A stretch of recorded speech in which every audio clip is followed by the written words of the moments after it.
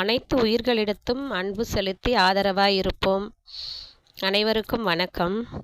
இங்கே பாருங்க, இவங்கெல்லாம் எவ்வளோ அழகாக இடம் பிடிச்சிட்டு எந்தெந்த இடத்துல படுத்துட்டு இருக்காங்கன்னு பார்க்கலாம் வாங்க. இவங்களுக்கெல்லாம் நம்ம என்ன தான் இடம் கொடுத்தாலும் அவங்கவுங்களுக்கு தனியாக ஒரு இடம் இருக்கும் இல்லையா? இங்கே பாருங்கள், சேவல் பைக்கில் நின்றுட்டு இருக்குது, எவ்வளோ அழகாக.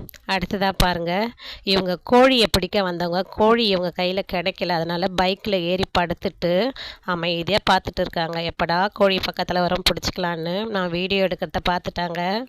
பார்த்துட்ட உடனே எப்படி அவங்க குறு குறு குறு குறுன்னு திருன்னு முழிக்கிறாங்கன்னு பார்க்கலாம் வாங்க. பாருங்கள் எவ்வளோ அழகாக பார்க்குறாங்க. என்னடா இவ வீடியோ எடுத்துக்கிட்டு இருக்கா அப்படின்னு. பாருங்கள், சோஃபா, பைக்கு, கார் தான் இவங்களுக்கு பிடிச்சமான இடங்க. இவங்களுக்கு தனியாக இடம் ஒதுக்குனாலும் இவங்க ஒரு இடம் பிடிச்சிக்குவாங்க. பாருங்கள், அடுத்ததாக பார்க்கலாம் வாங்க. காரில் இருக்காங்க இவங்க.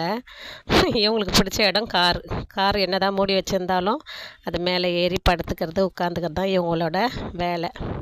இந்த வீடியோ பிடிச்சிருந்தா லைக் பண்ணுங்கள், ஷேர் பண்ணுங்கள், கமெண்ட் பண்ணுங்கள், மறக்காமல் சப்ஸ்கிரைப் பண்ணுங்கள் ஃப்ரெண்ட்ஸ்.